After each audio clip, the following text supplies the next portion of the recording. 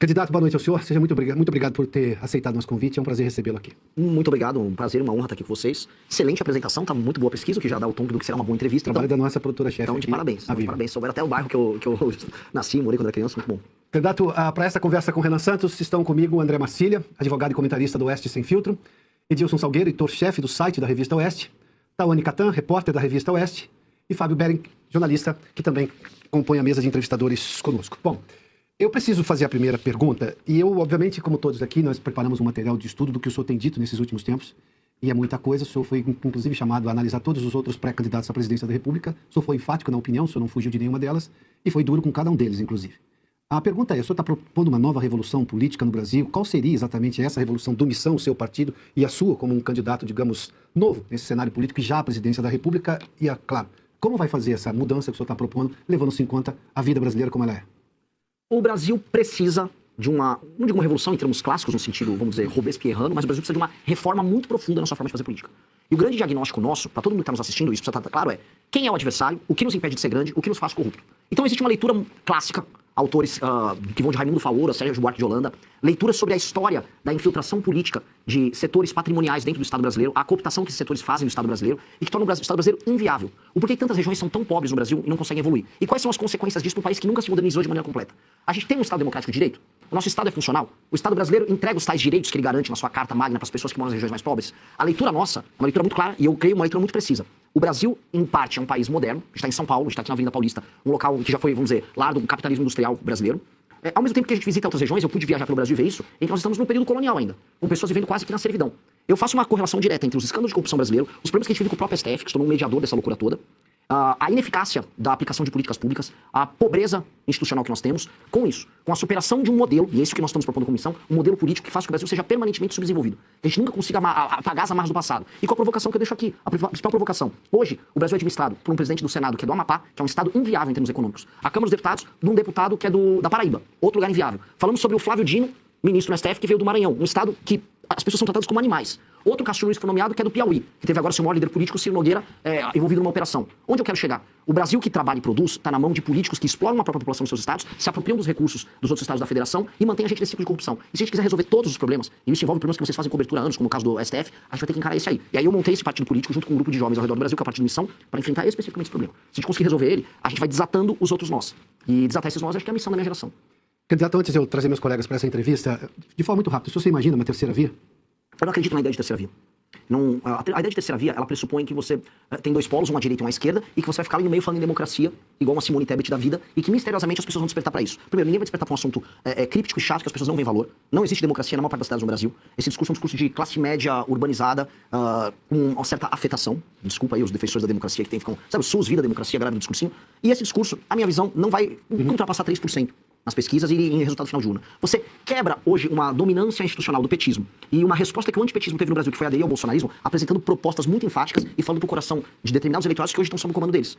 Ir pro Maranhão, modéstia à parte, como eu fiz, falar dos problemas clássicos que se impõem pro maranhense e problemas que são materiais, é o buraco na rua, é a dependência do emprego da prefeitura, e ir pra Santa Catarina explicar pacto federativo e imigração, que é um tema que, assim, tá na ordem do dia pros catarinenses, mas que hoje ninguém vem falando. Nenhum dos deputados catarinenses vem falando desse problema deles. Então acho que ao tratar desses temas, que são quentes pras pessoas e que são centrais pra gente reconstruir o Brasil, acho, é minha tese, que a gente começa a quebrar, vamos dizer, um discurso pronto. Uma ideia de que, eu vou votar no Flávio porque eu não gosto do Lula, eu vou votar no Lula porque eu não gosto do Flávio. Pra mim, esse tem que ser o caminho. A gente volta nesse tema, mas já vou trazer aqui, André Marcília, por favor, sua pergunta. Boa noite, Renan. Você tem se colocado como um crítico, né, do STF, do Moraes, do Estado inconstitucional, vamos dizer assim, de coisas que a gente tem visto no Brasil. E pelo menos na minha avaliação, muito do que nós vemos em relação ao STF é pela criminalização da palavra. Né? A palavra foi criminalizada pelo Tribunal Supremo. Mas também já vi manifestações do senhor de que entendeu ou entende que houve tentativa de golpe em relação ao 8 de janeiro. E muitos críticos dessa narrativa do golpe é de que isso tudo se deu também pela palavra, esses inquéritos todos abertos porque as manifestações foram antidemocráticas, supostamente, ou porque houve milícia digital. Enfim, a gente está sempre em torno da palavra, de criminalizar essas pessoas que supostamente deram golpe pela palavra, por terem se manifestado. Como é que o senhor concilia essas duas coisas? Um STF que se excede por criminalizar a palavra e um golpe que, enfim, uma tentativa de golpe que se houve também foi em razão da palavra daqueles que se manifestaram nesse sentido ter sido vista como criminosa. Marcília, esse é um dos assuntos mais difíceis de explicar para as pessoas, porque existem as simplificações que todos fazem. Então, quando eu falo da tentativa de golpe, eu não estou falando de 8 de janeiro. O de 8 de janeiro, para mim, é um rescaldo de um processo. O dia 8 de janeiro foram pessoas que foram levadas a crer que elas tinham que ir pra frente dos quartéis pra salvar o Brasil de um golpe do Lula, um golpe do petismo, um golpe do STF, um golpe comunista. E elas ficaram sem comando ali, se organizaram numa manifestação, foram alvo, como depois foi demonstrado, de um ardil ali do, aparentemente, tem que ser cuidadoso que eu falar, do Flávio Dino, mas do então governo Lula, que não colocou as forças de defesa pra fazer a segurança. E eu organizei já muitas manifestações pelo Brasil. Todas, especialmente as de Brasília, contavam com presença de forças nacionais. Ali não tinha. E aí essas pessoas, elas cometeram um crime, elas invadiram prédios públicos, elas depredaram os prédios públicos, e elas têm que ser punidas por isso. Não com a pena que elas receberam, mas quem invade e depreda tem que ser punido. Não é isso quando eu falo da questão do golpe. Isso aqui é um rescaldo. Quando eu falo do governo anterior, o governo anterior levou um acirramento, motivou através de aliados, pessoas a irem pra frente de quartéis, e eu creio que pessoas envolvidas nesse tipo de trabalho insidioso tem que ter algum tipo de punição também. Dito isso, esse é o problema que fica complicado no Brasil. Nós estávamos vivendo já, especialmente desde 2019, começou lá com a Cruzoé, a criação de um regime paralelo dentro do STF, que é criado. Eu gosto muito de falar do direito penal do inimigo, que é uma tese que eu quero aplicar pro crime organizado, e que não encontra eco hoje com os ministros do STF. Mas, curiosamente, o direito penal do inimigo, que cria institucionalmente um inimigo do Estado, que seria um grupo de pessoas, uma quadrilha, uma organização que busca cometer crimes em série, eles fizeram isso com os bolsonaristas, vamos colocar ali. Eles foram tratados como, você citou bem as milícias digitais, que foi um termo que foi criado ali, eles foram qualificados como parte de um grupo de pessoas que tem que ter parte do seu direito de defesa mitigado, e com base nesse inquérito, que aplica o direito penal do inimigo, eles foram pra cima desses adversários. Essas figuras, algumas delas estavam incorrendo em crime? Sim. Foi oferecido direito de defesa próprio? Não. Então a gente entrou e está vivendo desde 2019 num limbo. Um limbo que teve motivações políticas, retóricas em termos de ação do então presidente Bolsonaro e que teve da parte do STF uma concentração de poder e uma violação de direito de defesa das pessoas. Até porque se a gente quiser ter direito penal do inimigo no Brasil, a gente tem que passar no Congresso. Isso não tem que ser determinado por uma ação por ofício do próprio STF. Então esse imbróglio tem que ser desfeito. E o que a gente tem que fazer no governo novo é recolocar o STF dentro de uma caixa. Só que a gente não vê vontade institucional disso acontecer, porque quem assume grandes poderes não quer abdicar deles. Houve uma disputa agora, e essa é uma discussão que estava tendo no STF, sobre a nova composição do STF com as nomeações que estavam sendo feitas pelo Lula, inclusive. Inclusive, uma novidade dessa é que o próprio Messias não seria da ala do senhor Alexandre de Moraes. E isso motivou Alexandre de Moraes a ir contra a nomeação do Messias. E não é que isso seria bom, a gente está tão ruim em termos de democracia no Brasil, ou de instituição, é que o Lula está montando um grupo próprio para fazer talvez o que o Alexandre de Moraes faz, mas com a turma dele. E aí o Alexandre de Moraes se organizou, se articulou e foi para um caminho contrário. Então, quando a gente olha no processo histórico como um todo, não dá para falar que nós estamos institucionalmente num país sério. A gente está num país doente. E vai ser dever do próximo presidente da República resolver isso. Posso só fazer um complemento? Mas o senhor mencionou estímulo, estou usando a palavra que o senhor usou, estímulo para ir à frente de quartéis. Isso também não seria o uso da palavra? E aí eu só acrescento o fato de que, por exemplo, no dia 8, o Bolsonaro não fez nenhuma manifestação em relação àquilo que estava acontecendo. Mas o Trump, por exemplo, estimulou, vamos dizer assim, usando também essa palavra, as pessoas para irem ao Capitólio. O senhor acredita que o Trump ali estava tentando um golpe dentro dos Estados Unidos? Esse estímulo, volto a dizer, não seria também um uso, uma visão criminosa a respeito do uso da palavra? Eu não estou tão a par do caso do Trump do 6 de janeiro deles. Como é que foi? Porque tem toda uma discussão nos Estados Unidos. O do Bolsonaro, eu não acho que a culpabilização que tem que haver sobre o Bolsonaro é sobre o dia 8. Não temos que julgar a questão do dia 8. Quem transformou o dia 8 vamos dizer, na peça de resistência da discussão toda foi o STF, que interessava tornar o dia 8 o dia da democracia. Então, porque ele passou a ser comemorado ali. Isso foi uma manobra política. As questões que envolvem o Bolsonaro são pretéritas, são no ano de 2022 ainda. Eu não acho que tenha relação com o Bolsonaro a questão do dia 8. Acho que o que o Bolsonaro deveria ter feito aí, assim, como um líder político, era mandar aquelas pessoas saírem dali. Tinham pessoas pedindo intervenção militar com o Bolsonaro no poder na frente de quartel. E o Bolsonaro, como líder, vendo que as pessoas estavam debaixo de chuva, debaixo do sol, servindo a uma causa que não ia dar em nada, ele tinha que mandar elas saírem. Ele não mandou elas saírem, porque o Bolsonaro não é um bom líder.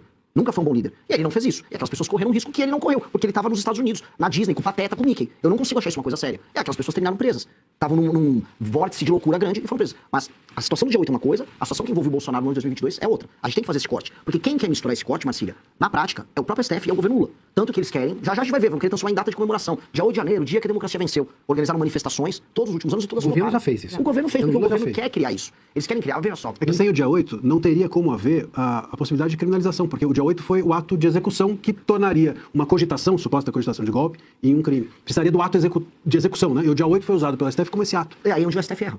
Você deveria determinar uma outra punição para os Não, mas sem o dia 8 aí não houve então golpe. Sem o dia 8 eu não creio que é o culminar de um golpe. Isso é a narrativa que foi construída para isso. Os tais atos preparatórios, os atos executados em 2022, visando a um convencimento, às vezes meio forçado, de liderança das Forças Armadas, eles estão em outro cenário, em outra discussão. A questão toda, que a gente está falando de uma guerra que é jurídica, mas que é política e é simbólica. A questão do dia 8 era fundamental para eles construírem a ideia de que nós estamos permanentemente naquele filme Ainda Estou Aqui, numa luta contra a ditadura. Olha, vencemos dessa vez a ditadura militar. E é uma discussão que interessa muito a eles. Essa discussão interessa porque, do ponto de vista simbólico, das imagens, dos signos, o símbolo da vitória sobre o dia 8 é o símbolo que mantém a luta da geração do Lula no poder, avisando, olha, retornamos ao poder e mantivemos a democracia. Dessa vez, 64 não venceu. Essa é a narrativa oficial. Então, uma coisa é o dia 8, outra coisa é o que aconteceu antes. E nós temos que fazer essa separação, se a gente vai cair no discurso de maluco deles. Eu não vou cair no discurso de maluco deles. Deixa eu só fazer uma observação aqui, a produção está me avisando que eu tenho tratado aqui o Renan como candidato, que é uma forma apenas de um vocativo aqui, porque sim, é pré-candidato. A legislação eleitoral brasileira é um negócio anacrônico até o limite. Enfim, toda vez que alguém disser aqui eu mesmo candidato, nós estamos falando sim de pré-candidato, que é essa a legislação brasileira. Falta maturidade, né, Piotr? Isso é uma palhaçada. Tem essas preocupações do TSE. É tão simples. Tem que tomar cuidado com isso, não, gente. Exatamente. Mas o TSE é tão chato nessas coisas que assim, eu mesmo recomendo que a gente tome cuidado. Então, aí teremos chamá-lo de Renan, não abusando da informalidade, mas apenas para evitar o... Já inaugurei essa. Melhor que pré-candidato. Feitas essas ressalvas, É. feitas essas ressalvas, Edilson, depois Tawane e Fábio. Por favor, Edilson. Piotr, boa noite aos colegas, especialmente a você que nos acompanha, Renan. Obrigado por ter aceitado o convite. No livro amarelo, que é uma espécie de carta magna ou constituição do MBL e da Missão, vocês descrevem ali essa evolução ideológica, vamos dizer, uma progressão ideológica. Então, vocês surgem como um movimento talvez liberal mais ingênuo, não sei se é o termo correto, mas liberal mais ingênuo, e paulatinamente se transformam em talvez um partido mais nacionalista ou soberanista. Entende que o Estado tem funções estratégicas em política interna e externa. Então, a que se deve essa mudança de um liberal para um nacionalista ou soberanista? E o que é exatamente, para quem não conhece, o livro amarelo? O livro amarelo, eu não sei se eu posso estender um pouquinho, esse tema é sensacional, tá? Ele veio de uma percepção que a gente teve em 2019, quando a gente brigou com a da direita, que a gente percebeu que até os autores que a gente comentava e as lideranças intelectuais da direita estavam num caminho que não necessariamente a gente concordava. E aí a gente via autores estrangeiros com livros não traduzidos para o português. A gente via que as próprias intuições que a gente tinha, ou as próprias experiências que a gente tinha em mandatos, não batiam com o que a gente defendia em termos, vamos dizer, dogmáticos ou termos intelectuais, vamos colocar aqui. Vou dar um exemplo. A gente falava muito, temos que ter vouchers em escolas. Aí eu conversava com o prefeito e falava assim, gente, nenhuma escola privada vai querer colocar uma escola na favela. Você vai precisar de uma escola pública, você precisa da polícia ali perto. E aí a gente começa a olhar, e fala assim, não, a teoria na prática é outra. E a gente começa a ver os problemas reais do Brasil que não se adaptam necessariamente a uma caixinha ideológica de uma doutrina que a gente defendia naquele período, que é uma doutrina muito americana. Vamos colocar aqui um movimento liberal / libertário com um pendor conservador, algumas pessoas chamam de neocon. A gente falou, vamos fazer uma ruptura com isso, vamos criar uma direita essencialmente brasileira, que leia autores brasileiros e que leia vanguardas do que está acontecendo no mundo todo em termos de direita. Com base nisso, vamos criar as nossas propostas do Brasil? Vamos. E aí isso veio a discussão do livro amarelo, e a gente trouxe inúmeros jovens de áreas diferentes para criar grupos de trabalho e começar a pesquisar sobre isso, e criar, primeiro, um grande diagnóstico e depois as propostas. E a beleza do livro amarelo, são 6 fascículos que saíram, é que isso permitiu que a gente fosse evoluindo. Então você tem um fascículo do livro amarelo que está discutindo o que a gente, discordando do que a gente falou no fascículo anterior. Porque depois ele vai ser transformado no livro amarelo, que pretende ser lançado agora em junho, que será, na verdade, minhas propostas de campanha para o Brasil, onde isso já é maturado, onde a gente participou de discussões, debates, né? Muitas lideranças nossas foram em debates na internet, em faculdades, discutir isso, e eu acho que aí matura pra gente ter uma proposta. Esta questão da ingenuidade liberal e da leitura de que nós precisamos num mundo em crise ser soberanista, ela é central pra nós. Porque a gente tem que perceber, o mundo que permitiu que o Brasil fosse um país desarmado, que o Collor, lembra que ele soterrou lá a construção da bomba atômica comemorando o acordo internacional? Este mundo, que é um mundo da ordem liberal pós-45, não existe mais. A gente acreditou, não, as organizações internacionais, no pós-guerra, um alinhamento ao bloco americano, depois ao fim da história, caiu a União Soviética, fez o brasileiro achar que a gente vai manter um território gigantesco, com riquezas das mais diversas, numa boa, como se fosse a coisa mais natural do mundo, e que a ordem internacional ia garantir isso. Não vai. A Ucrânia foi invadida pela Rússia, o Oriente Médio está em guerra, a China quer retomar o comando sobre Taiwan, a América Latina começou a ser vista pelos Estados Unidos, como sempre esteve na doutrina deles, que é uma reserva de recursos estratégicos, da Groenlândia à Patagônia. E aí a própria China começou também a colocar, vamos dizer, suas asinhas de fora, e hoje a gente vive uma nova Guerra Fria, com polos, com focos muito quentes de guerra em todo mundo. O Brasil, nesse mundo, está desprotegido. E questões econômicas vão se mesclar com questões políticas. Logo, vale a pena, eu antes falava, privatiza tudo, privatiza a Petrobras. Será? Será que a gente tem que privatizar a Petrobras? Eu vi um pré-candidato Zema falando que ele resolve questões fiscais privatizando a Petrobras. Não concordo com isso. O mundo que fala em terras raras está falando em petróleo, com os Estados Unidos gerando guerra, que faz preço e pressão inflacionária nos adversários dele na área do petróleo, porque petróleo gera pressão inflacionária. No mundo desses, ter e controlar suas próprias reservas de petróleo e ter as suas operações de refino faz sentido, porque não é mais o mundo das fronteiras abertas do mundo pós-45, é um mundo cada vez mais em guerra. Então a economia e a política andam juntos. Então certa ingenuidade que a gente tinha tem que ser colocada para trás, até porque o primeiro a abandonar a ingenuidade, só para avisar todo mundo, são os Estados Unidos. Os Estados Unidos, o governo americano comprou agora com o Trump 10% da empresa americana de terras raras que comprou a mina lá em Goiás. Então, assim, eles mesmos se adaptam a esse jogo. Os Estados Unidos se adaptam e cabe a nós nos adaptarmos também para o mundo novo. Certas premissas liberais, o Estado enxuto, redução de impostos, diminuição, vamos dizer, do peso do Estado sobre quem trabalha e produz, leis simples e claras, combate a privilégios, óbvio. Mas a leitura estratégica do todo e o papel indutor que o Estado pode ter na economia, por exemplo, a gente desenvolver o Nordeste, que para mim é uma coisa central, existe e tem que ser feito. É básico. Não adianta marcha pro Nordeste, alguma coisa nesse desesperadamente. Nesse aspecto, você falou em soberania. Em algum momento, há uma atitude positiva do atual governo, do governo Lula, na relação da política externa, em tentar garantir os interesses do Brasil em toda essa discussão, na verdade, desde que Donald Trump assumiu o governo dos Estados Unidos? Nisso ele acerta, talvez? Uma boa pergunta, porque eu não consigo encontrar. Eu encontrei uma jogada de marketing do Lula no ano passado, naquele besteirol ali do Eduardo Bolsonaro comemorando a taxação do próprio país. Mas o Lula fez marketing ali. E não houve negociações verdadeiras e sólidas. Inclusive, amigos meus que trabalham hoje no governo americano me relataram que o Lula passou um dos piores momentos da vida dele hoje.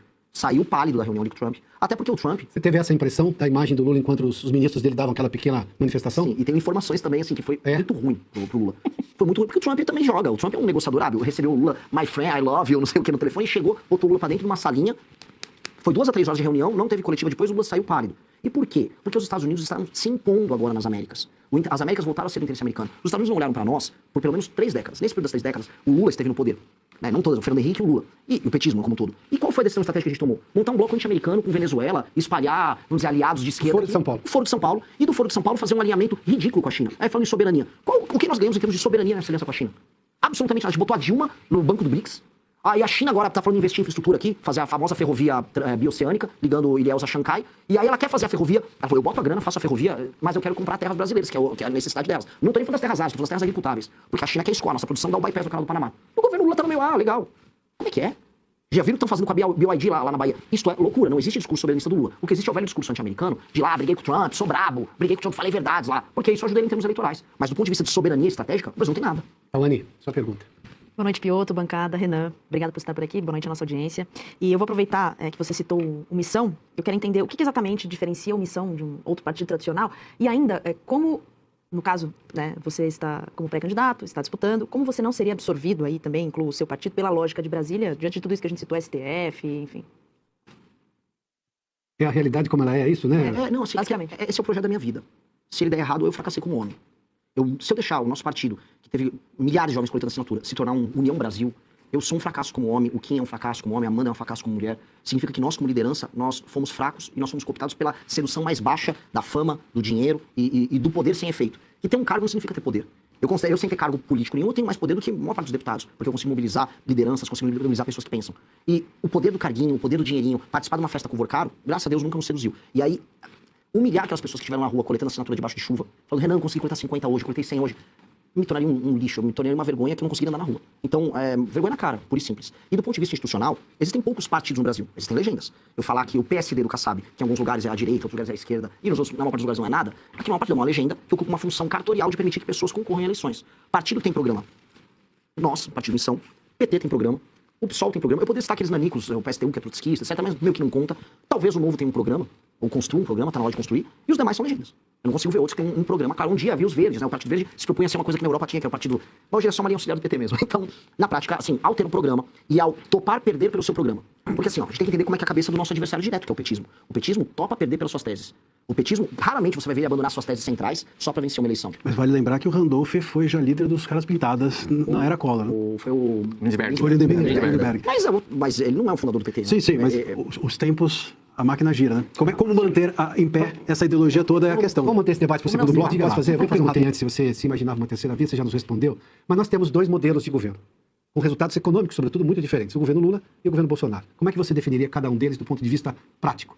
Eu não acho que são dois governos com resultados econômicos muito diferentes, não. O Guedes e a Fernanda Haddad são iguais? Não vou ficar trabalhando com marcas, vou trabalhar assim. São dois governos que não aplicaram... Não, mas as marcas, os resultados. Os resultados, o crescimento econômico dos dois não foi muito diferente. Na verdade, se eu for falar só em números nominais, o governo cresceu mais aqui. Ele não teve uma crise, ele pegou agora um efeito pós-pandemia superior, que ajuda todos os países que saíram da pandemia. Dito isso, não é que a gente saiu de um baita de um governo com o Paulo Guedes com grandes reformas. O Paulo Guedes pegou uma reforma da Previdência que já estava sendo gestada no governo anterior, tocou no começo do mandato do Bolsonaro, com o Congresso ajudando. Depois ele não tinha ideia de uma reforma tributária, chegou a balbuciar uma reforma administrativa, e ficou mais ou menos por isso mesmo. E no final do mandato, tirando o fato de ter furado o teto algumas vezes, no final do mandato, teve todas aquelas políticas adotadas para vencer a eleição, inclusive com crédito consignado, que acabou beneficiando o próprio Banco Master, decisão do João Roma, uma MP ali, que ajudou o crédito sexta, que não são nem um pouco, vamos dizer, brilhantes do ponto de vista econômico, nem do ponto de vista moral. Dito isso, entra o PT, pega todas essas portas escancaradas e mantém a porta escancarada e adota um outro modelo, que não é nem que fura mais o teto, ele criou um arcabouço que é pior.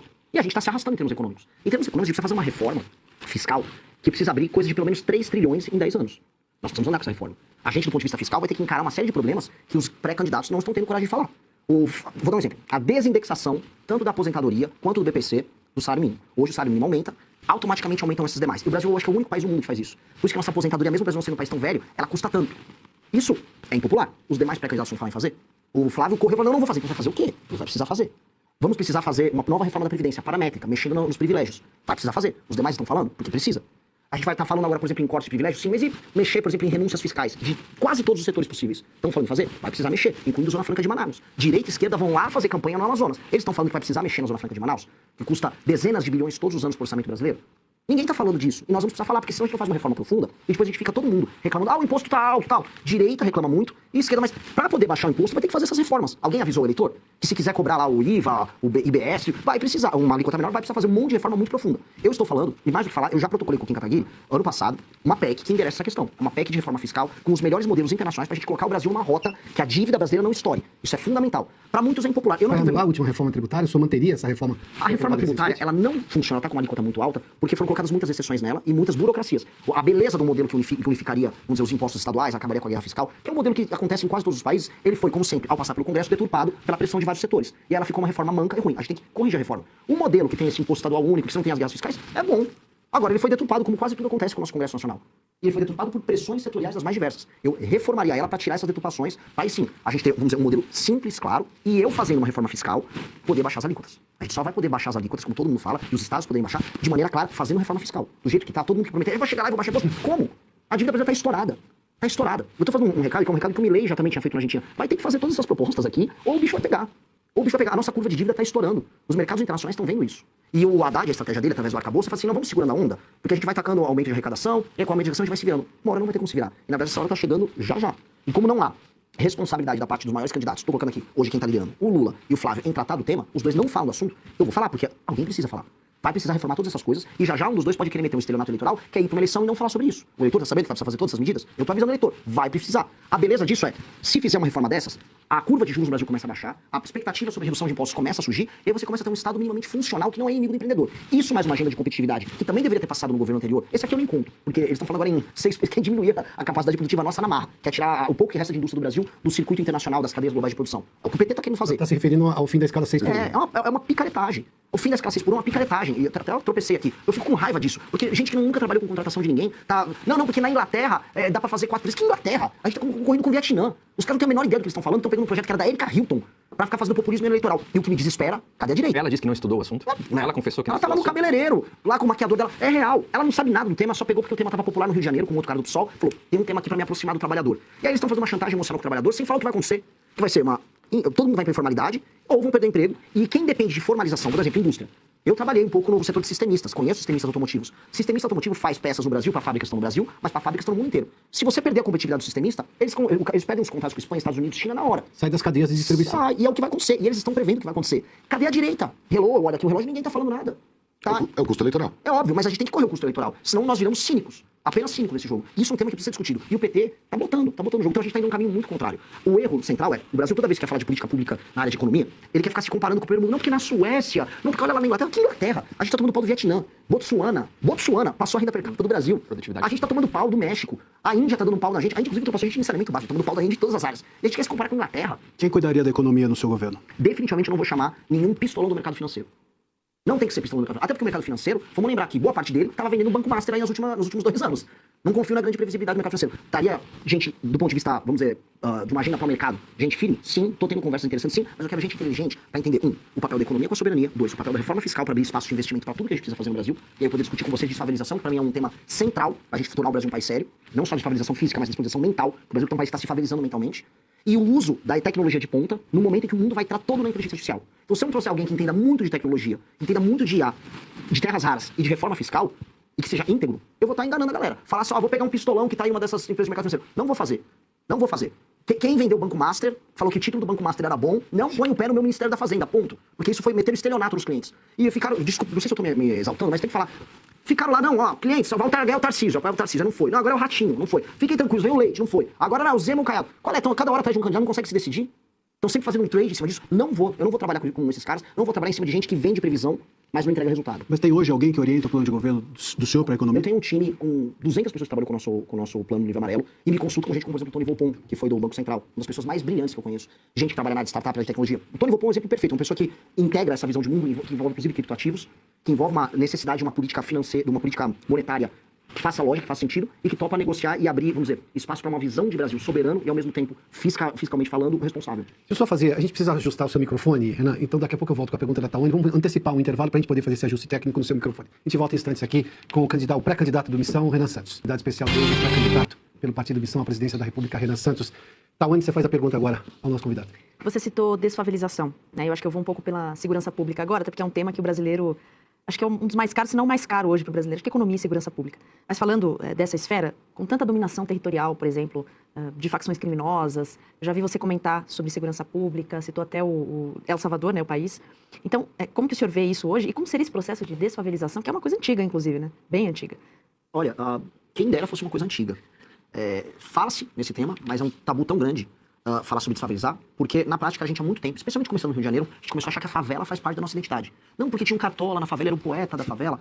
Você pode ser um poeta e morar na favela. Acho que essas coisas... Você tem grandes poetas na história humana que não precisavam morar em favela. Você não vai justificar a ausência de saneamento básico, presença de tuberculose em populações humildes e comando naquele bairro por parte de facções, com base num poeta ou num samba. Só que nós fizemos isso. Faz parte de um processo histórico muito destrutivo de autossabotagem que nós tivemos. Vou começar pela parte de segurança e eu vou chegar na desfavelização, porque essas coisas estão muito conectadas. Inclusive, no próprio Livro Amarelo 2, a gente junta os pontos. A favelização, ela acontece no Brasil, ela acelera muito nos anos 60, 70, 80 e 90, que é quando a gente tem um boom demográfico, e é quando, no meio do regime militar, você tem a crise do petróleo, e aí toda aquela formação de capital bruto, ela se interrompe. O Brasil acaba caindo no lance da dívida externa, começa a parar aqueles mega investimentos, e aí a gente começa a sentir como o aumento da nossa infraestrutura diminui, e o investimento urbano nas periferias, em casas e prédios, simplesmente não acontece. Você tem um boom de pessoas nascendo, boom de pessoas migrando para cidades, incapacidade do Estado em responder isso, e aí você tem a destruição das grandes cidades que passam a ficar altamente favelizadas. São Paulo, Belo Horizonte, Rio de Janeiro, todas as grandes capitais do Nordeste. E aí você criou aqueles bolsões. Nesses bolsões, o Estado não está presente. Ali e nas cadeias começam a surgir as facções. E aí você tem dois modelos de facção, dois modelos de administrar isso. O Comando Vermelho, que tem um modelo mais clássico, ele tem um modelo que eu chamo de horizontal. Você olha no horizonte o mapa,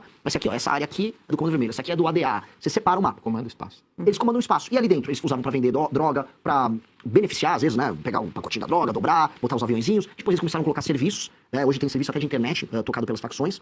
E do outro lado, o PCC veio com um modelo diferente. Começa na cadeia. Pode ter também, quando interessa a ele, a dominação horizontal, mas ele faz a dominação vertical, que é a dominação das instituições. Invadem o Ministério Público, invadem polícia, invadem a política, invadem o judiciário, ONGs, empresas do mercado financeiro, combustíveis. Eles estão gigantescos, têm controle de toda a região. Laboratórios de análises clínicas que atendem várias cidades em São Paulo. E funciona.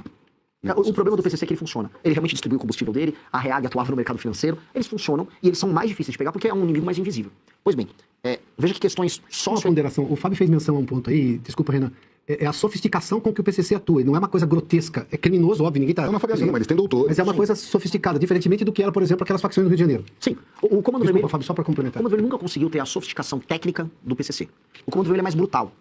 Tanto que o Comando Vermelho avançou no Nordeste, e eu pude viajar pelo Ceará e pegar. Eles estão tomando o Ceará. Muito por conta da fraqueza do governador. O governador não botou a polícia para resolver, porque não é que eles também contam com grandes tropas. Eles vão indo na ausência do Estado, vão se estabelecendo e tomando os locais. O caso mais bizarro é de uma cidade que chama Santa Quitéria. Tem urânio em Santa Quitéria. E o Comando Vermelho se aliou com o prefeito ganhou a eleição usando o Comando Vermelho, e eles estão presentes ali na cidade. É um caso público. Todo mundo sabe, o prefeito, inclusive, foi afastado por ligação com o Comando Vermelho e pagou prêmios pro Comando Vermelho por ter participado da eleição dele. E a população, né, houve uma eleição suplementar, a população, inclusive, elegeu o filho dele, mostrando que o buraco no Brasil é sempre bem mais embaixo do que a gente imagina. Então, o Comando Vermelho é mais brutal. Ele é mais claro, você consegue entender e ver isso. E o PCC é mais sofisticado e fatura mais. O PCC tem um controle hoje da fronteira do Mato Grosso do Sul. E o PCC tem a rota caipira para trazer essa droga até o Porto de Santos. E lá no Porto de Santos, no redor, na Baixada Santista, eles têm um controle territorial, que é onde eles processam a droga. Tem empresas de containers que eles recebem, conseguem muquear, por exemplo, cocaína junto com outros produtos que têm uma densidade similar, colocam dentro dos navios e aí eles vão exportando para a Europa numa operação que é bilionária. De um lado, nós temos que usar a violência do Estado de maneira muito clara e a alteração nas leis, a aplicação do direito penal do inimigo, para você fazer a tomada daqueles territórios e o Estado se restabelecer. Esses territórios que em grande parte são favelas. Que não só, mas quase assim, nem toda tomada de território por parte do Comando Vermelho é uma favela, mas toda favela está tomada por alguma facção. Isso em praticamente todo o Brasil, salvo raríssimas exceções. E o Estado atua ali, e do outro lado, para enfrentar o PCC, aí a tal da inteligência. Eu sempre desconfio quando Natal Amaral, olha, precisa muito de inteligência. Porque você fala inteligência, mas não fala aumento de pena. Você precisa das duas coisas. A gente precisa de inteligência, a gente precisa de COAF, a gente precisa de Polícia Federal, para desbaratinar o PCC, acabar com o faturamento multibilionário que eles têm no Porto Santos, e aí você vai destruindo a máquina de negócio. E do outro lado, reocupar territorialmente. E aí, se nós fizermos isso com alterações nas leis penais, nas leis de execução penal, com a qualificação de membros de facções como o inimigo, com um direito muito veloz, quando a gente fala de quem quer chamar o cara de inimigo? Todo cara que é membro de uma facção, o sujeito ele não tem mais presunção de inocência, ele tem presunção de culpa. Se você é listado, você é um membro do Comando Vermelho, você tá lá ostentando um fuzil, um policial te pegou, você vai preso na hora. Inafiançável, você não tem progressão de pena, você não tem esses recursos. Isso é tratá-lo como um inimigo do Estado, porque ele se coloca como inimigo do Estado. Feito isso, nós podemos aí sim tratar do tema que pra mim é apaixonante, que é como recuperar as nossas cidades. As cidades do Brasil são feias. Todo mundo sabe que morar numa metrópole no Brasil é uma experiência muito ruim. A gente fica com aquela loucura, não, o Rio é lindo. O Rio é lindo numa faixa, o Rio tá todo favelizado, o Rio tá todo destruído. As capitais do Nordeste estão todas favelizadas. São Paulo, o entorno da cidade inteira é favelizado. Aquelas pessoas vivem mal, não tem saneamento básico. Tem que recuperar o espaço urbano, recuperar a paisagem, recuperar a dignidade institucional do Brasil. E aí a gente pode falar que nós somos sérios. A China não se deixou favelizar. Singapura era favelizado e desfavelizou. Nós não podemos permitir que a favela seja parte da nossa alma, que a nossa produção cultural tenha que vir da favela. As meninas na favela, a taxa de gravidez na adolescência é muito maior. Casamentos destruídos ou mães solteiras sem a presença paterna, muito maior. Índices de desempenho escolar dos alunos em regiões em que há favela são piores. Presença do crime, maior.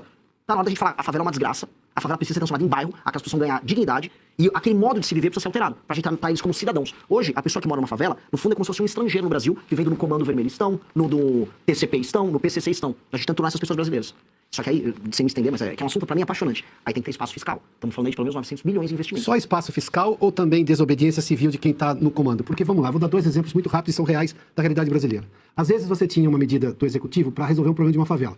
A favela estava na beira de uma estrada, ou seja, corria esse risco, estava na beira de um manancial, que era problemático para quem morava lá e para quem não morava lá. Bom, vinha o Ministério Público e dizia o seguinte: não, ele não pode ser retirado aí. Ah, vou tentar levar algum serviço básico, seja algum saneamento. Ah, não pode, porque essa é uma área de manancial, não deveria ninguém estar morando aí. Não acontecia absolutamente nada. Não, acontecia assim, aumentava-se a favela. Se eu, por exemplo, pego uma pessoa que roubou hoje, que tem um problema, vai cair na tal da audiência de custódia, que esse é o entendimento do Supremo. Você acabou de dizer, poxa, se roubou, ele tem presunção de culpa. Se ele está exibindo. Não, mas é crime menor, enfim, vem uma desculpa. Quem decide soltar é a justiça, mas quem tem quem tem a pessoa presa é a polícia. Se o senhor fosse o presidente do país, se tivesse, por exemplo, um preso na Polícia Federal, obviamente, não na Polícia Estadual, o senhor diria ao Supremo: não vai ficar preso porque não tem nada aqui de presunção de inocência, é presunção de culpa. Aí é desobediência civil. O senhor está disposto a enfrentar o Supremo Tribunal Federal ou qualquer instância judicial porque vai contra um programa que, teoricamente, foi aprovado nas urnas? Sim, nós precisamos fazer isso.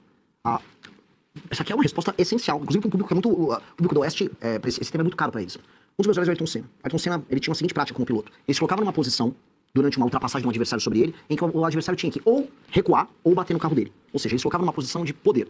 Ele não estava infringindo as regras, ele estava numa posição de poder. Ou os dois se chocam, ou ele recua. Com um Supremo hoje que está fora da caixa, a postura do presidente da República tem que ser essa. Eu vou entrar com, vamos fazer o Estatuto de Desfavelização, regulamentando. Ninguém pode invadir. A pessoa que participou de uma invasão de uma área pública ou privada para montar uma favela, ela tem que ser presa, na hora. Porque existem movimentos de moradia que ganham dinheiro fazendo isso. Invasão de mananciais. Eu sou de Interlagos. Aquela região foi destruída. Sim. Destruída pelo Tato, é a tal da Tatolândia. E hoje a região pertence ao PCC. A gente sabe como funciona isso. E sim, o Judiciário, o Ministério Público, ONGs, eles criaram toda uma indústria da leniência. Mas vamos chegar aqui no STF. Passa o Instituto da Desfavelização e muda as leis penais. Vou fazer uma operação. A lei é enviada pelo Executivo, passa na Câmara, passa no Senado, é promulgada. Vou executá-la. Aí vem a Marina Silva com, sei lá, rede de sustentabilidade, entra no STF e vem um despacho. Decisão injusta e ilegal não se cumpre. Não se cumpre. E essa é a posição que eu falo inspirada no Ayrton Senna. Ele vai querer chocar, então eles que venham chocar conosco. Eu estou no estrito cumprimento da lei, no estrito dever que o presidente da República tem de entregar lei e ordem para o povo brasileiro. Se eles quiserem se chocar, que se choquem. E aí, quem pode mais chora menos. Em bom português, Piotr. Não vou ficar fazendo provocação, não vou fazer moleque institucional. Agora, o dever do presidente da República não está na Constituição o direito à moradia, essa Constituição maluca que a gente tem, que tem direito a tudo. Não tem direito a nada. O Brasil se favelizou desde a Constituição de 88. Aumentou as pessoas que não têm moradia. Mas não está garantido? Tô lá tentando garantir o sagrado direito constitucional à moradia. Aí vem pedir. Aí você desculpa. Aí eles estão no descumprimento. Quando você fala do modelo do Bukele, o modelo do Bukele tem um enfrentamento institucional, aliás, uma ruptura institucional imensa. E eu nem estou dizendo que sou contrário a isso, muito pelo contrário. Os resultados estão ali. Agora, fazer o que se fez lá, hoje, na realidade brasileira, parece algo extremamente distante. Mas o senhor está dizendo que o senhor vai fazer isso? Olha, vamos colocar de uma maneira muito boazinha. Eu espero muito que o STF cumpra apenas seus deveres estritos e constitucionais. Se ele não cumprir, eu também vou cumprir o meu. Eu vou estar no meu, que é, eu não sou o presidente da República, essa decisão sua é ilegal, e eu vou continuar com a minha política pública. Ou seja, vou dar um exemplo mais claro, vamos ser vamos dar um... Eu não vou precisar, isso não é a opinião do Renan, é a opinião do BOP. Eu tenho figuras do BOP que eu converso, o Busnello, o maior sniper do BOP talvez, falou: Renan, todas as operações, que mesmo com o GLO, não funcionarão se você não tiver um estado de defesa específico naquela área, porque o traficante se esconde na casa da pessoa e você não tem um mandato. Como é que você vai pegar o traficante? Você vai precisar de um estado de defesa em que aí sim é permitido. Pois bem, passa o estado de defesa circunscrito a determinadas regiões, Santa Quitéria no Ceará, favela da Rocinha, todos exemplos anedóticos, mas tá aqui. Passo, mando pro Congresso, o Congresso autoriza, começo do nosso mandato. Vem a ONG com a Marina Silva: ah, meu Deus, acabou a democracia. Entra no STF, STF não vai fazer, eu vou fazer. Eu preciso fazer, porque é minha função como presidente da República garantir a integridade do território brasileiro. Eu vou estar em descumprimento da Constituição se eu não fizer isso. Renan, deixa eu agregar um ponto que eu acho que para você desenvolver isso que você está começando a dizer. Quando você fala em direito penal do inimigo, o que eu entendo, o seu projeto é o direito penal do inimigo, ou seja, tratar certas pessoas como inimigos do Estado é uma forma de agilizar o combate, vamos dizer assim, à criminalidade e com isso recuperar cidades, enfim, aí outros planos viriam a reboque. Agora, nós estamos num Estado em que o STF trata a todo mundo como inimigo. Né? Todos nós, eles exercem o direito penal do inimigo. O problema é que só eles não são inimigos do Estado, todos os demais são. Eles definem. Eles definem, é subjetivo. Defender. Pois é, e aí que o ponto, para que exista um riscar de chão e falar assim, esses são os inimigos do Estado, que a gente não caia nessa subjetividade que o STF criou, não seria necessário resolver antes o problema do Judiciário e do STF, para depois, no Estado constitucional legítimo, nós conseguimos olhar para quem é ou não inimigo, porque hoje tratar a qualquer pessoa como inimigo vai entrar num balaio de confusão que o STF criou a respeito de inimigos são todos aqueles que vão contra mim. Você vai criar mais inimigos do Estado, para além dos que o STF já criou, se essa proposta for colocada em vigor, sem resolver o STF, você não acha? Marcília, a minha questão é, o Brasil precisa se resolver. Se eu vencer a eleição tratando os temas como eu estou tratando, especialmente na de segurança, isso é prioridade zero. Então existe aquele famoso lema, vou ter que trocar o pneu do carro com o carro andando. Nós vamos precisar fazer as duas coisas ao mesmo tempo. Eu não posso iniciar um mandato, vamos começar agora a colocar o STF na caixinha, enquanto isso não resolver o tema que me elegeu. E, inclusive, resolver o tema que me elegeu ajuda a colocar o STF na caixinha. Porque, como eu disse no exemplo anterior que eu dei, o exemplo do Ayrton Senna, STF, é isso. Vocês estão fazendo isso aqui. Eu comecei um governo novo que foi eleito, eu não tenho rabo preso com ninguém. O tema que me elegeu foi esse. Este tema, ele é um tema absolutamente banal do ponto de vista constitucional, defesa de lei e ordem, pressuposto do Poder Executivo. Vou cumprir. Aí eles vão querer criar os problemas. Se criarem os problemas dele, nós vamos olhar pra eles enquanto estamos resolvendo os outros temas. Porque participar da resolução dos outros temas vai tirar o brasileiro de uma sensação que é muito presente na minha geração, que é a sensação do nada acontece. Nada acontece. Se eu entrar e ficar apenas na briga institucional, sem ir pra resolução material do problema, eu perco moral pra participar da briga institucional.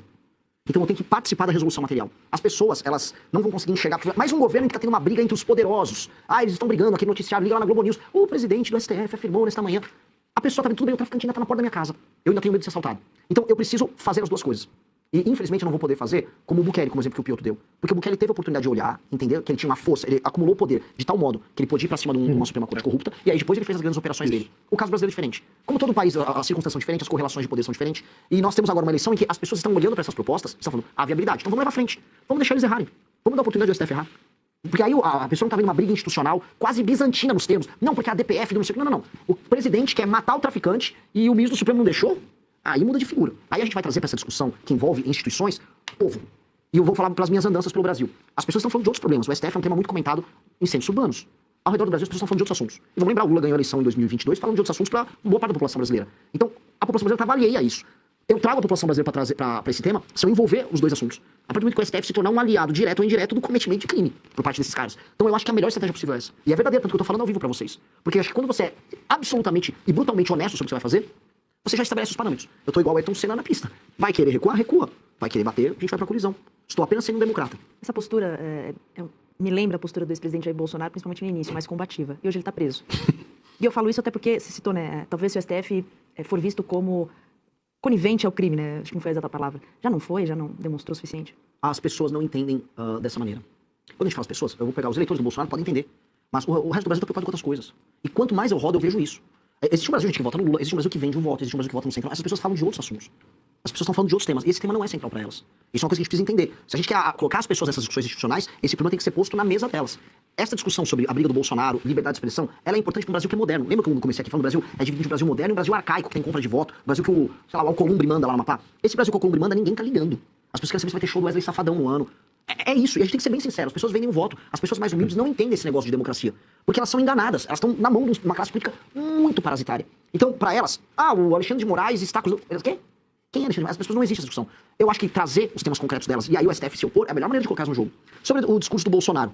O Bolsonaro, ele vinha na esteira de um movimento, foi o impeachment da Dilma Rousseff, foi a Operação Lava Jato, só que o Bolsonaro nunca tornou tangível para as pessoas o que ele ia fazer. Ele falava muito em termos abstratos. Eu vou acabar com isso aí! Tá bom, o que significa eu vou acabar com isso aí? Quais eram as políticas pra ele andar com o acabar com isso aí? Acho que a gente tem que ser mais tangível, a gente tem que botar na mesa o que a gente pretende. Mas o que é acabar com isso aí? O STF foi lá, enfrentou o senhor e vai torná-lo inelegível, cassou o seu mandato, e aí, o senhor vai fechar o STF? O que é concreto? Eu quero ver da parte do STF, então... Prender ministros, eu quero ver da parte do STF que eles descumpram a lei, então, e que venham tentar prender o presidente da República, porque eu não vou aceitar isso. E o que o senhor faria, então? Eu vou resistir, como presidente da República tem que resistir. E vou usar todos os meios institucionais que o presidente da República dispõe para impedir que um golpe seja aplicado. Porque eu estarei no estrito cumprimento do meu dever de presidente. Veja, é um presidente recém-constituído. Eu não vou aceitar isso. Eu vou até o fim institucionalmente, usando todas as armas que o presidente institucionalmente dispõe, para impedir que seja aplicado um golpe contra ele. Porque aí estamos falando de um golpe puro e simples. Se eu fosse falar em termos estratégicos sobre o Bolsonaro errou muito no enfrentamento com o STF. Ele convocava manifestações com o tema eu autorizo. Autorizo o quê? Ou seja, ele ia... O Alexandre de Moraes era o Ayrton Senna no jogo. Eles colocavam numa posição, provocavam o Bolsonaro ia pro choque. Só que o Bolsonaro recuava. Ao ficar nesse jogo de vai e recua, ele ficou na posição dele ter que atacar o STF. O tempo todo. E aí ele ia pros ataques. Eu não quero fazer o ataque institucional, original. Eu quero fazer meu cumprimento do dever de presidente da República. Ele também falava que jogava nas 4 linhas. Mas ele o senhor ultrapassaria as 4 linhas? Quem vai ultrapassar? Eu vou deixar eles ultrapassarem. Se eles ultrapassarem. Se eles ultrapassarem, eu vou cumprir as 4 linhas, que é impedir um golpe. Isso é cumprir as 4 linhas. Aí eles que vão... O que eu tô falando é, eu estou no estrito cumprimento. Eu não vou chegar lá em Brasília, eu vou botar agora as Forças Armadas para derrubar o STF. Não vou fazer isso, muito pelo contrário. Eu preciso institucionalmente resolver o Brasil. O que eu tô falando é, se quem tentarem descumprir a lei brasileira, o presidente não pode aceitar. Quer dizer, o presidente vai, existe na Constituição o Estado de Defesa, é o exemplo que eu dei aqui. Aí o presidente tenta colocar em funcionamento para cumprir um dever obrigatório do poder executivo do Estado brasileiro, que é defender seu próprio território. Aí não vão deixar. Lembra da DPF das favelas? A polícia não podia subir. Monocrática. Decisão monocrática. Isso é bizarro. Isso atinge a população, Lógico. que é a segurança. Exato. Isso é bizarro. Só que a gente começa a internalizar a bizarrice. É aquele problema que a gente falou. Eu quero ter a minha relação institucional com os poderes mais tranquila possível. E por isso que eu venho aqui na maior tranquilidade com vocês e falo, vou administrar o Brasil com um plano que eu estou expondo para todo mundo, em detalhes. E espero contar com a colaboração de todo mundo. Não acho que o STF vai fazer nada disso. Um presidente novo eleito com o STF todo quebrado em crise, a última coisa que ele vai querer é arrumar uma briga dessas. Agora, se arrumar, eu não posso ceder. Senão eu vou meter um estelionato no eleitor. Eu vou chegar pro eleitor, falei um negócio, cheguei lá, não vou fazer. Eu não tô aqui a fim de fazer isso. Eu tô a fim de apenas cumprir o dever de um presidente da República de impor lei e ordem no seu país. Senão você não tem democracia. Não existe porque democracia, a gente é uma república antes de ser uma democracia. E república é res pública, é coisa pública, é um interesse público. República pressupõe a força da lei e o estabelecimento de um pacto. A gente não tem pacto, a lei não é respeitada aqui. E as pessoas que deveriam guardar a lei, que são os membros da Suprema Corte, ficam criando interpretações do que é coisa e do que é pública. Não vamos aceitar. Não vamos ser estriônicos, não vamos ser bobalhão, não vamos pedir golpe, não vamos fazer nada, eu só quero cumprir a lei. Agora, se vier me atrapalhar, eu vou democraticamente resistir. Que é o que se faz, ué. Nós não, volto a colocar, nós não podemos aceitar essa esculhambação. E espero que tanto o Congresso quanto o STF se comportem de maneira republicana. Mais do que democrática, republicana. Até porque a crise que o Brasil passa é uma crise de republicanismo. De compromisso em fazer a coisa pública pelo bem público, pela nação brasileira. Fica todo mundo jurando a bandeira, mas ninguém sabe o que é o papel que o Estado tem que ter. O papel básico que o Estado tem que ter é garantir a integridade física dos seus cidadãos. O Estado brasileiro não entrega. O Estado brasileiro é falho, o Estado brasileiro é um Estado canalha. As pessoas pegam raiva do Brasil, querem se mudar do Brasil, porque o Estado aqui ele te cobra imposto, o bandido te assalta e ele vai lá e cuida do bandido. Que o papel da justiça é ressocializar. Isso tá tudo maluco. Eu começo a falar aqui, desculpa, começo a me passar, porque começo a ficar vermelho. Dá ódio, é ódio puro que vem. Então, assim, veja, eu fiz faculdade de Direito, eu tive aula com boa parte dos ministros e ex-ministros. Teve aula com Xandão? Xandão, professor, Lewandowski. Bom professor? Lewandowski, professor carismático, bom professor de teoria geral do Estado.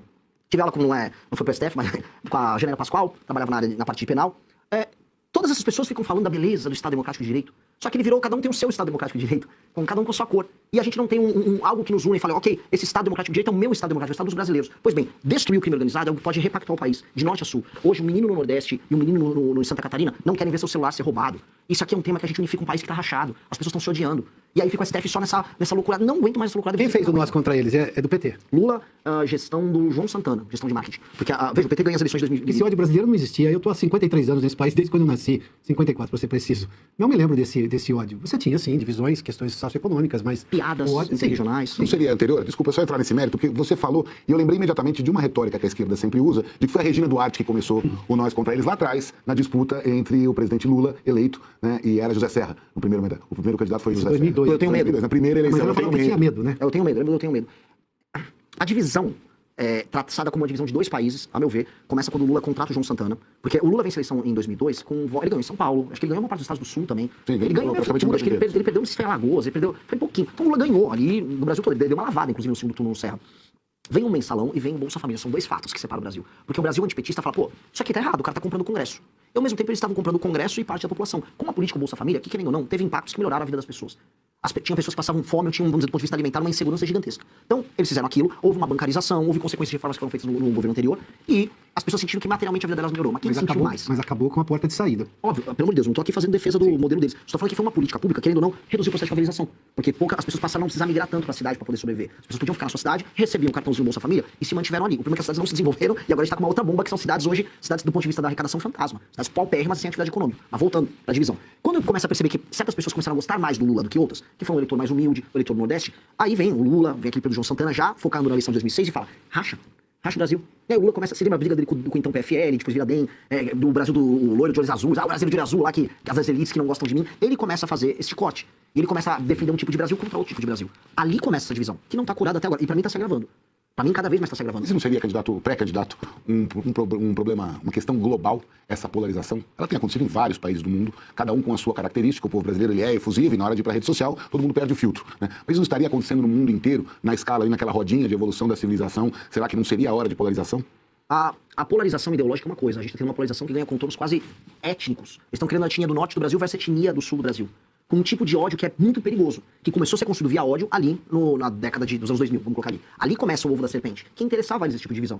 Depois a coisa vai ganhando outros contornos e a gente fala muito da polarização ideológica. Mas veja, o eleitor do Lula no Nordeste clássico não é um extremista de esquerda. Em geral, uma mulher católica, as pesquisas captam isso, mulher católica é relativamente conservadora, que gosta das políticas assistenciais e se sente grata ao Lula. Esse é o eleitor típico dela. O filho dela já não tá muito assim. Ele tá assim, vão roubar meu celular e eu queria ganhar mais uma graninha. Então há essa mudança. O projeto do Lula no Nordeste desgastou. Mas não é um corte ideológico. A eleitora do Lula no Nordeste, mas ela fala, eu gosto do Lula. Você não gosta do Lula, você é mal. Eu não gosto. Já aqui no Sul-Sudeste, aí sim, a gente tem em São Paulo uma discussão ideológica. Um esquerdista que faz uma faculdade pública, que vai para um veículo de imprensa, a Oeste está aqui numa linha mais à direita, e as pessoas vão se confrontar. Então, a gente tem, vamos dizer, um modelo moderno, a gente pode colocar o contemporâneo de polarização, e um modelo arcaico, em que aquelas pessoas dependem do Estado. Tanto que o eleitor do Lula no Nordeste, para prefeito, ele não vota no PT. Polarização se confunde com a luta de classes aqui no Brasil, por aí.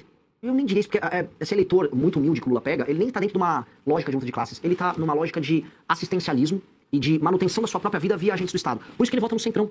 Veja, esse eleitor do Lula Nordeste, ele vota para prefeito, um cara do Centrão, para governador, um cara do Centrão. Tem a ver também com essa moda identitarista, de, enfim, os regionalismos entram nisso. Eu queria embarcar nessa pergunta dele, porque você também citou a faculdade, né? Inclusive, a faculdade que você fez está em greve ainda, greve estudantil, não greve trabalhista. Que existe. O que você faria ali que ele existe? Eles estão parados e eu quero cutucar a questão da cultura, porque talvez essa polarização ideológica vem daí, né? Você tem muitos estudantes, só de você entrar na FEFELET ali da Universidade de São Paulo, não precisa ir muito longe. E ali eles estão propondo até mesmo receber salário mínimo para estudar.